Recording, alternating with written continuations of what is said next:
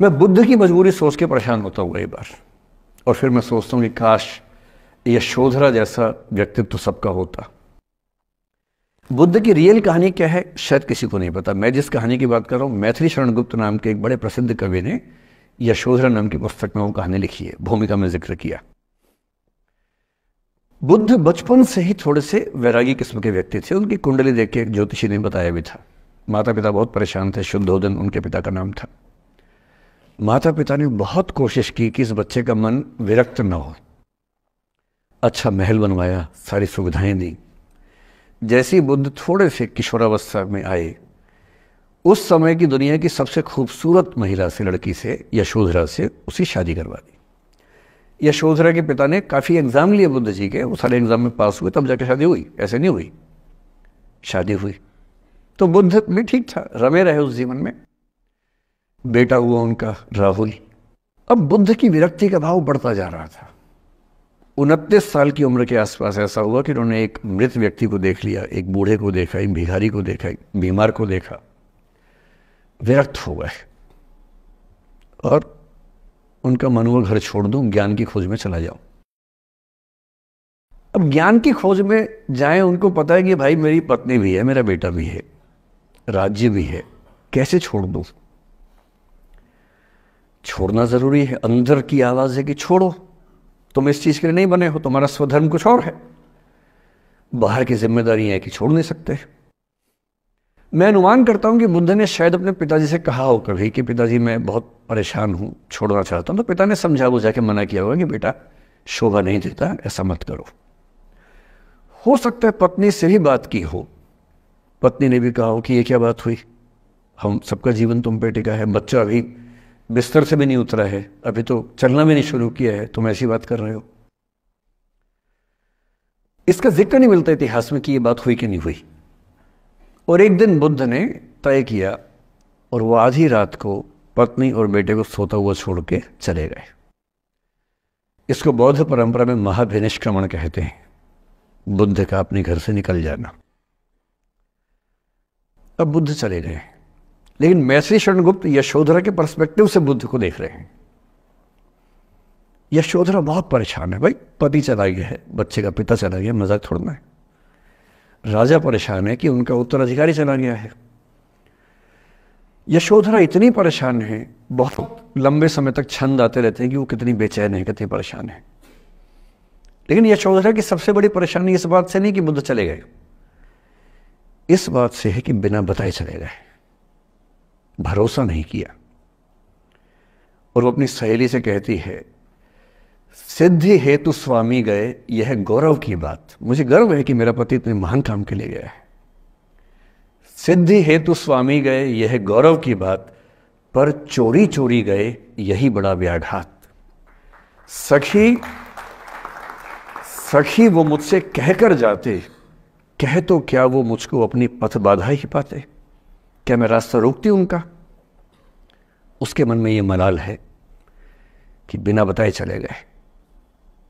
वो इस भाव को लेट गो नहीं कर पा रही है, परेशान है।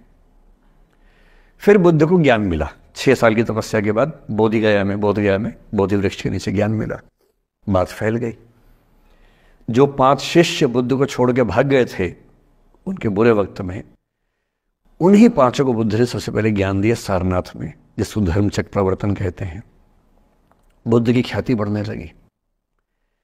शुद्धोदन ने बुद्ध के पास, अपने बेटे के पास कई लोगों को भेजा ये कहने के लिए कि भाई यहां भी तो आओ, हमसे भी तो मिलो। बुद्ध का ऐसा प्रताप था कि जो उनके पास जाता वो बुद्धम शरणम गच्छामि हो जाता, वापस ही नहीं आता। तो फिर शुद्धोदन ने बुद्ध के बचपन के एक दोस्त को ये कह के भेजा, भैया मैं जानता हूं तुम वापस नहीं आओगे, पर प्रभावित होने से पहले बोल देना कि पापा याद कर रहे थे। तो वो गया, उससे वायदा निभाया, हो तो गया, बुद्ध के संग में दीक्षित हो गया, पर वायदा निभा दिया। तो बुद्ध ने कहा जरूर जाऊंगा, पिताजी की आज्ञा है तो जाऊंगा ही जाऊंगा। बुद्ध पहुंचे अपने कपिलवस्तु, जो अपना इलाका था, वहां पहुंचे। पूरे कपिलवस्तु में, नेपाल सिद्धार्थनगर से नेपाल जाएंगे तो नेपाल बॉर्डर पे ही कपिलवस्तु है। मैं देखने गया था वो जगह जहां बुद्ध पैदा हुए थे, बड़ा सुंदर स्थान है, आप भी जाकर देखें कभी। तो बुद्ध पहुंचे रात को, एक धर्मशाला में रुके। अब वहां हल्ला मच गया कि राजा का बेटा धर्मशाला में। बुद्ध ने कहा भाई मैं देखो राजा का बेटा बन के नहीं आया हूं, मैं बुद्ध बन के आया हूं। सुबह उठ के भिक्षा मांगने लग गए उस इलाके में, अपने ही पिता के राज्य में। पिता ने सिर पीट लिया कि भाई क्या कर रहे हैं। फिर बुद्ध ने सूचना भिजवाई कि मैं बुद्ध हूं, बेटा हूं संयोग से, ठीक है मैं आ रहा हूं मिलने के लिए, पर मैं बुद्ध होके आया हूं, मेरी चर्या है, नियम है, मैं भिक्षा से ही जीवन जीता हूं अपना। ठीक है, पिताजी ने कहा चल कोई बात नहीं। फिर बुद्ध गए पिता से मिलने, पिता से मिले, सबसे मिले, भरी सभा में। लेकिन यशोधरा नहीं आई मिलने के लिए, लेट गो नहीं कर पा रहे थे।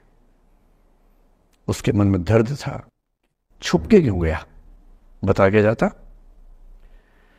बुद्ध ने पूछा पिता से कि यशोधरा कहाँ है, तो बोले कि वो कह रही है कि अगर बुद्ध मिलना चाहेंगे तो खुद ही मिलने आएंगे मुझसे, मैं क्यों जाऊंगी भाई, आत्मसम्मान भी तो कोई चीज़ है, मैं क्यों मिलने जाऊंगी। तो बुद्ध मिलने गए। सोचिए एक कमरे में यशोधरा बैठी है, राहुल साथ में है। अब राहुल थोड़ा सा बड़ा हो गया है, 6-7 साल का है। बुद्ध गए हैं। अब आपके मन में आ रहा है कि बुद्ध वहां जाके बोलेंगे सॉरी मैंने गलत किया, I hurt you, I really feel sorry. बुद्ध है वो बुद्ध, वहां जाके क्या बोल रहे पता है, भिक्षाम देहि, भिक्षा दो। और यशोधरा कितनी महान महिला रही होगी, उसने अपने बेटे का हाथ बाप के हाथ में दे दिया। लेट गो का इससे महान उदाहरण दुनिया के इतिहास में नहीं है कि चलो आखिर तुमने आके झुक के कुछ मांगा तो सही। उसकी जितनी ईगो थी, अहंकार था, सब विगलित हो गया। और जो औरत परेशान थी कि मुझसे बिना बताए गया, उसने अपने बेटे को दे दिया कि इसको लेके जाओ, क्योंकि वो जानती है कि तुम महान काम कर रहे हो, और तुम महान काम कर रहे हो तो मैं क्यों बीच में आऊंगी भाई, मेरा पति महान काम कर रहा है तो मुझे खुशी होनी चाहिए, और तुम्हारी उस खुशी में मैं क्यों पीछे हटूं।